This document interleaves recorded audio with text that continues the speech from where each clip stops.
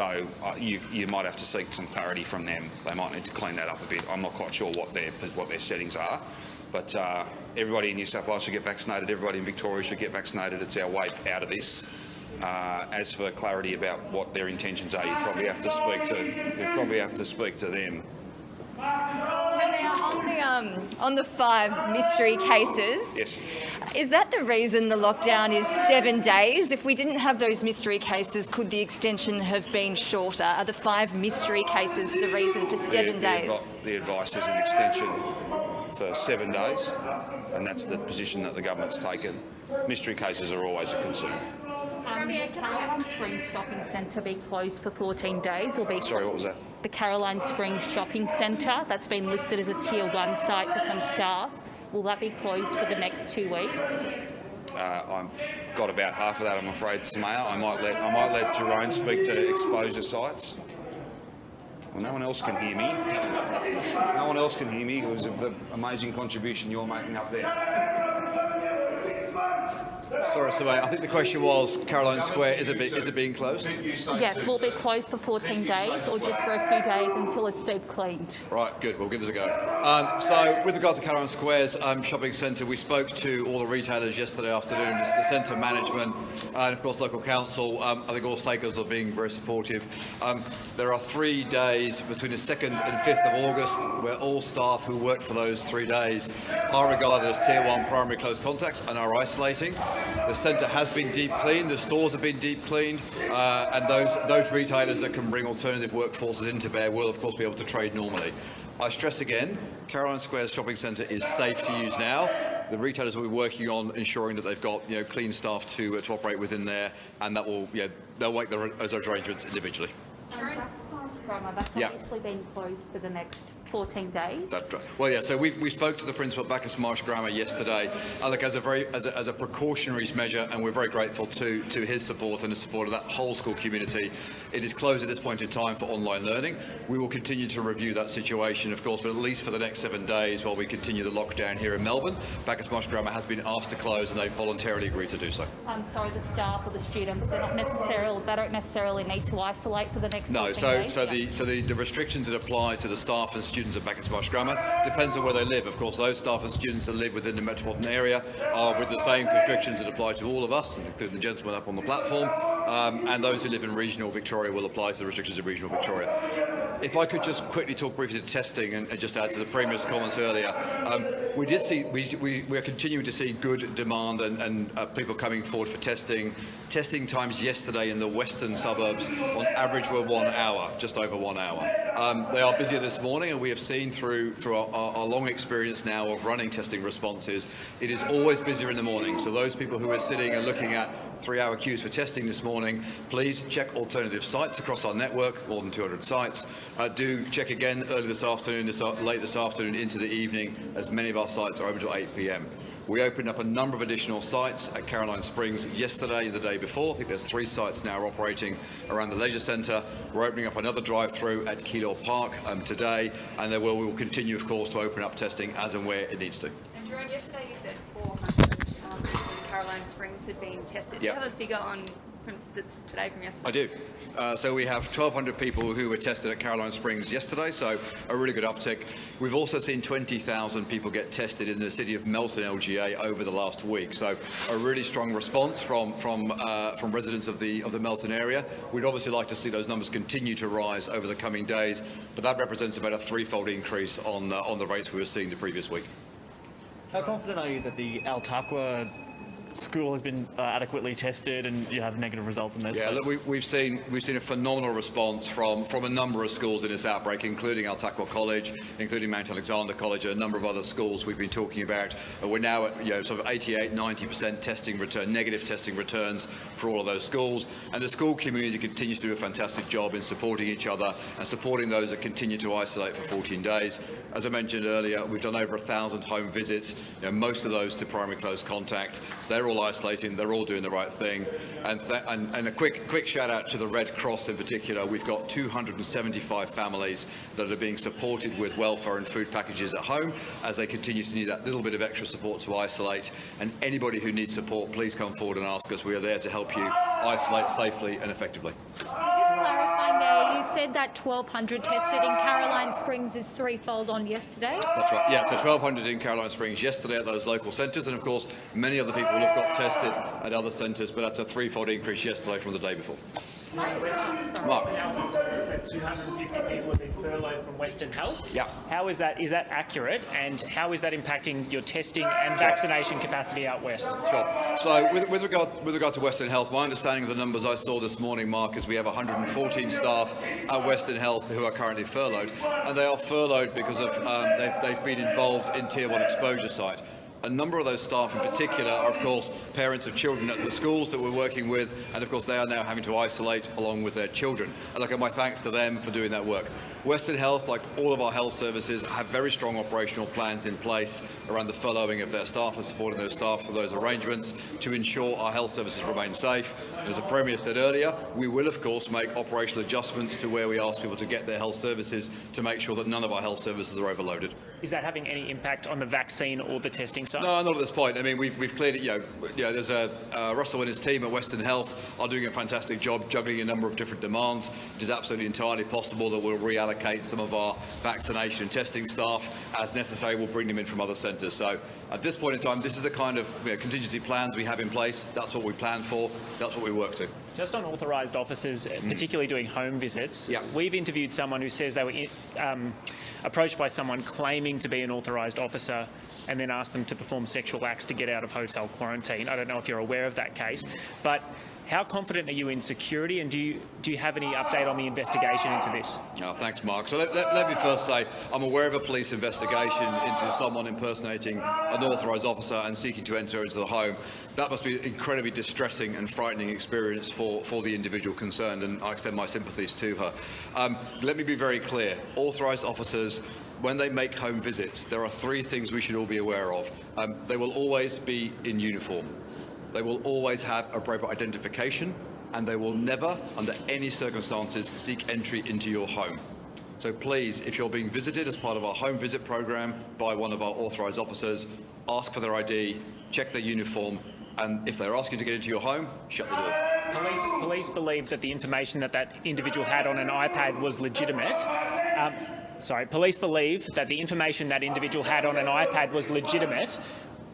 Was it so on your end, do you believe? And if so, how did he potentially get that? Yeah, so Mark, look, that is clearly subject to a police investigation. We're working very closely with the investigation team. I can't comment on that active investigation at the moment.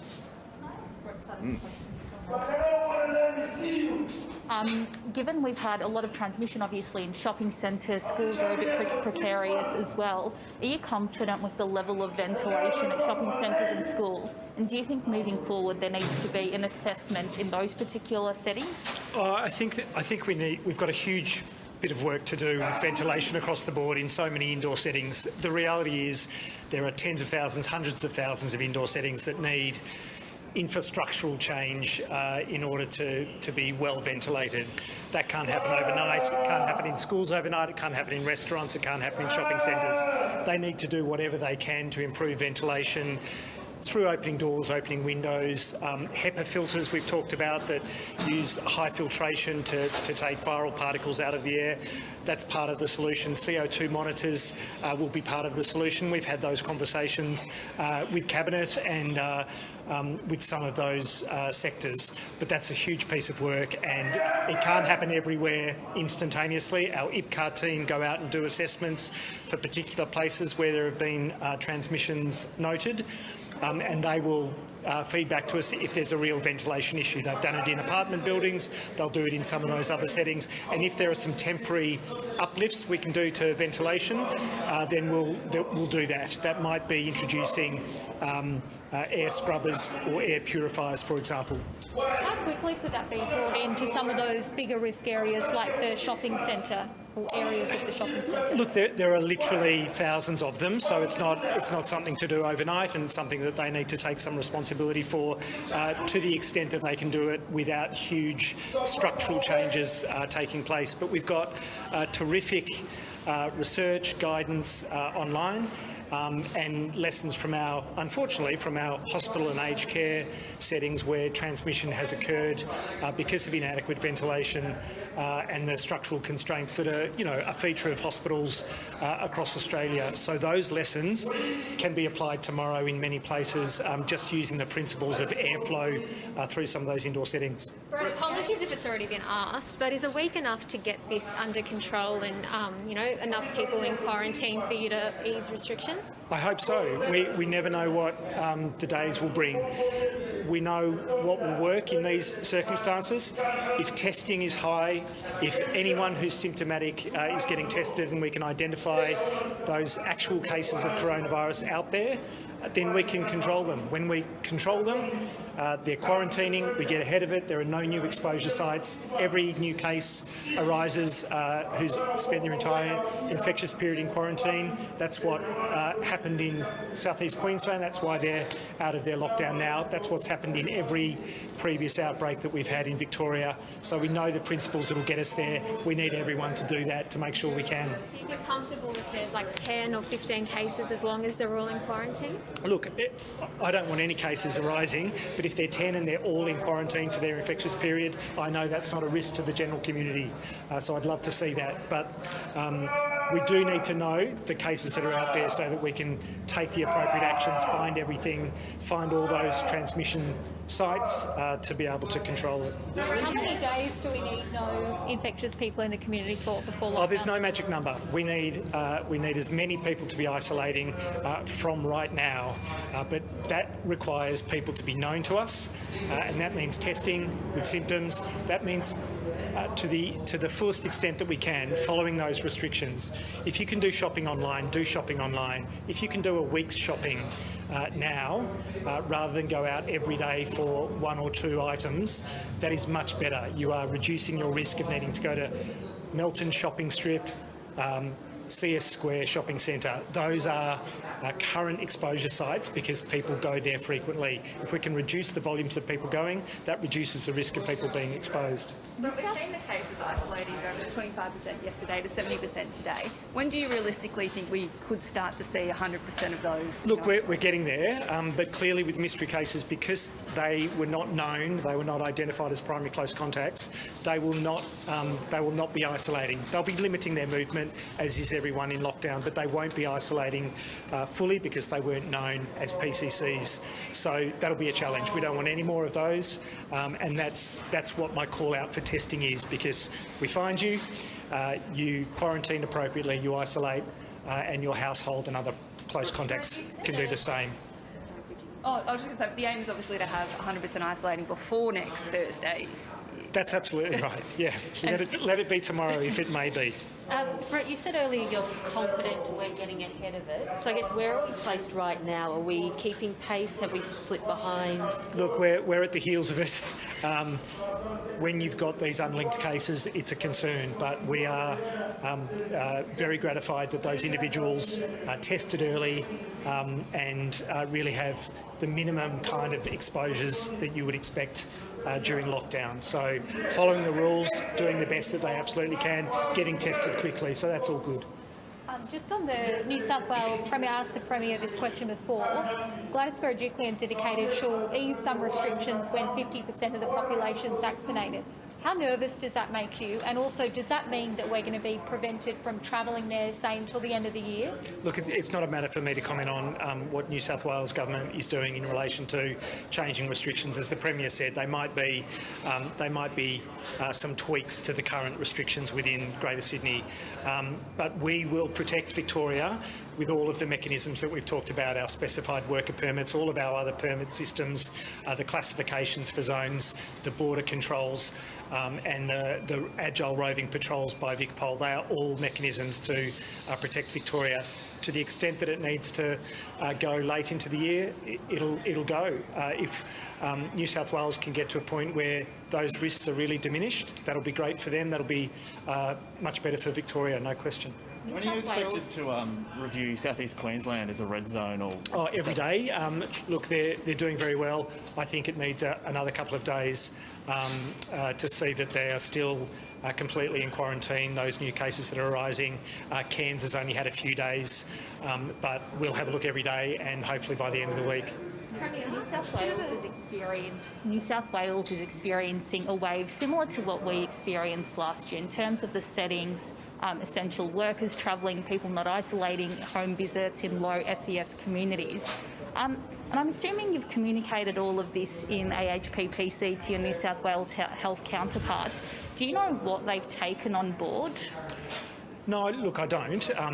All of that information is available. In essence, when we write directions for Victoria, they're all gazetted, the historical public health directions that have been made, and they indicate what our stay-at-home directions were, what our restricted activity directions, our workplace and additional industries directions. So they're all available for New South Wales. What they apply, what is appropriate for their context is entirely for them. I would say...